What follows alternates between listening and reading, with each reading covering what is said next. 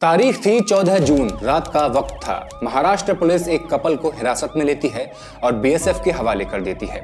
लड़के का नाम था फजीर और उसकी पत्नी थी तस्लीमा। दोनों का ताल्लुक वेस्ट बंगाल से था।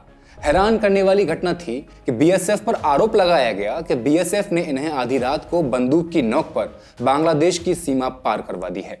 कुछ ही देर में तहाजुल मंडल के घर का फोन बजता है। बॉर्डर गार्ड्स बांग्लादेश बीजीबी की तरफ से तहाजुल मंडल को कहा जाता है, आपके बेटे बहू हमारी कस्टडी में है। तहाजुल की राजनीतिक पहुंच अच्छी थी। उन्होंने तुरंत लोकल टीएमसी नेताओं से संपर्क करके मुख्यमंत्री ममता बनर्जी के ऑफिस तक संपर्क किया और मदद की गुहार लगाई। फिर क्या हुआ? इससे बड़ा सवाल यह है कि क्या बीएसएफ ने वाकई बिना कानूनी प्रक्रिया के उन दोनों को बॉर्डर पार बंदूक की नोक पर भेज दिया था?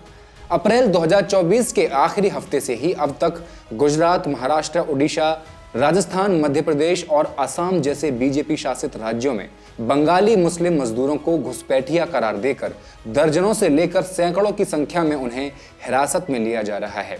क्या इनकी नागरिकता की जांच की जा रही है? क्या सिर्फ बंगाली मुस्लिम पहचान के आधार पर इन्हें टारगेट किया जा रहा है? क्या नागरिकता जैसा गंभीर डॉक्यूमेंट अब अदालत नहीं बल्कि राजनीति तय कर रही है? फैक्ट्स एंड फिगर्स के इस एपिसोड में आई विल एक्सप्लेन।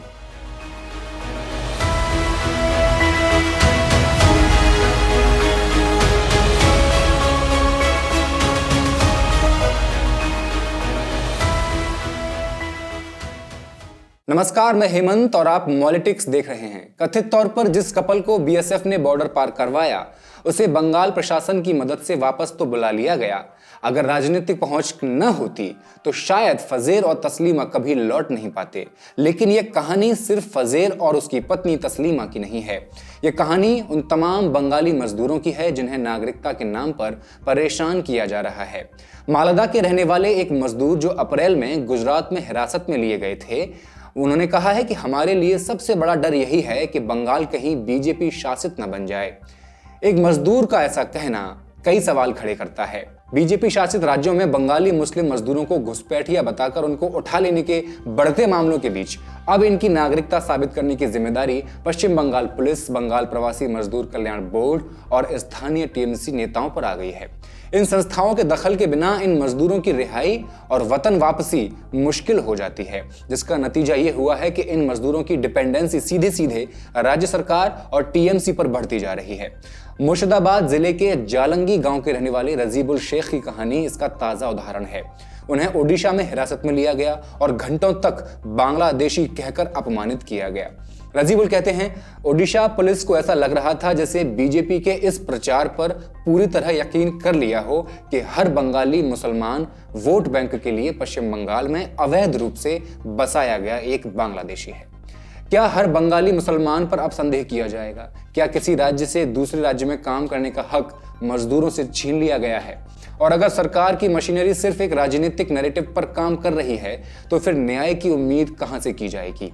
ये घटनाएं बताती हैं कि कैसे एक मजदूर की नागरिकता अब अदालत नहीं, राजनीति ही तय कर रही है। मुर्शिदाबाद के बेलडांगा ब्लॉक के उस्मान गनी शेख खुद टीएमसी के एक्टिव कार्यकर्ता हैं। उनके अनुसार अप्रैल के अंत से लेकर जुलाई तक कई राज्यों जैसे ओडिशा, गुजरात, महाराष्ट्र, मध्य प्रदेश और असम में बंगाली मुसलमानों को सैकड़ों की संख्या में हिरासत में लिया गया।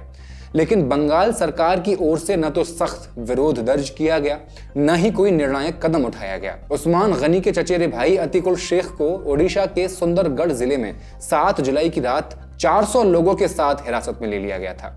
10 जुलाई की शाम तक उसकी रिहाई नहीं हो सकी क्योंकि ओडिशा पुलिस उसके डॉक्यूमेंट से सेटिस्फाइड नहीं थी। उस्मान गनी की चिंता साफ है, सिर्फ चिट्ठियां लिखने से कुछ नहीं होगा। ये बेतरतीब और अंधाधुंध गिरफ्तारियां बंद होनी चाहिए। चिट्ठी लिखने से यानी कि बंगाल सरकार केंद्र को चिट्ठी लिखती रहती है लेकिन कोई एक्शन नहीं लिया जाता।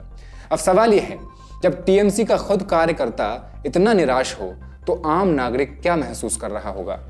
कई लोग मानते हैं कि टीएमसी अब खुलकर सड़क पर उतरने से इसलिए बच रही है क्योंकि पार्टी को डर है कि ज्यादा मुस्लिम पक्षधरता दिखाने से हिंदू वोटों का ध्रुवीकरण हो सकता है। यानी अब तक बंगाल सरकार की तरफ से कोई ठोस कानूनी लड़ाई, न ही सुप्रीम कोर्ट में याचिका और न ही केंद्र से टकराव की कोई पहल दिखाई दे रही है। बंगाल में मुस्लिम समुदाय पहले ही डर और संशय के माहौल में जी रहा है। अब चुनाव आयोग की नई कवायद ने इस डर को और गहरा कर दिया है। मामला है इलेक्शन कमीशन ऑफ इंडिया द्वारा शुरू की गई स्पेशल इंटेंसिव रिवीजन यानी SIR प्रोसेस का, जो पहले बिहार में और अब वेस्ट बंगाल में लागू की जा रही है। बंगाल की 2.5 करोड़ मुस्लिम आबादी यानी कुल आबादी का लगभग 1/4 अब यह सवाल पूछ रही है, क्या ये NRC का एक नया रूप है? बिहार में RJD और CPI-ML पहले ही इसका जोरदार विरोध कर चुके हैं। कांग्रेस ने भी सड़कों पर उतरकर इस प्रक्रिया को असम की NRC से जोड़ दिया है। राज्यसभा सांसद सुकेंदु शेखर रॉय का आरोप साफ है, ECI ने बिना किसी स्पष्टीकरण के आधार कार्ड और राशन कार्ड जैसे अहम डॉक्यूमेंट्स को अमान्य घोषित कर दिया है। ये एक बड़ा चुनावी सुधार है, लेकिन कोई जनसुनवाई नहीं हुई। 13 डॉक्यूमेंट्स को वोटर लिस्ट के लिए मान्यता दी जाती थी। अब उनमें से आधार कार्ड और राशन कार्ड को हटाया जा चुका है, लेकिन क्यों? ESI ने अब तक कोई स्पष्ट कारण नहीं दिया। क्या ये लोगों की नागरिकता को संदेह के घेरे में लाने की एक साजिश है? तो वहीं TMC नेताओं का भी यही आरोप है कि बीजेपी ने बंगाल की जनता से 2021 और 2024 के चुनावों में हार का बदला लेने के लिए अब NRC का असम मॉडल पूरे देश में लागू करने की ठान ली है। अब SIR यानी स्पेशल इंटेंसिव रिवीजन बन चुका है एक नया डर। कागज दिखाओ, नाम हटाओ और फिर नागरिकता पर सवाल खड़े करो। तो क्या चुनाव आयोग एक संवैधानिक संस्था के तौर पर काम कर रहा है या राजनीतिक दबाव में? मोटे मोटे तौर पर देखा जाए तो अगर वोटर लिस्ट से नाम कट गया तो वोट देने का हक खत्म, अधिकार खत्म। अगर वोट देने का अधिकार चला गया तो क्या लोकतंत्र भी बच पाएगा? इतने के बाद भी जब बंगाल की सड़कों पर डर पसरा हुआ है, नागरिकता पर संकट है, तो विरोध क्यों नहीं हो रहा? ये सवाल है। जब देश के अन्य राज्यों में लोग डिटेन हो रहे हैं, बांग्लादेश भेजे जा रहे हैं, वोटर लिस्ट से नाम हटाए जा रहे हैं, तब TMC की खामोशी क्यों है?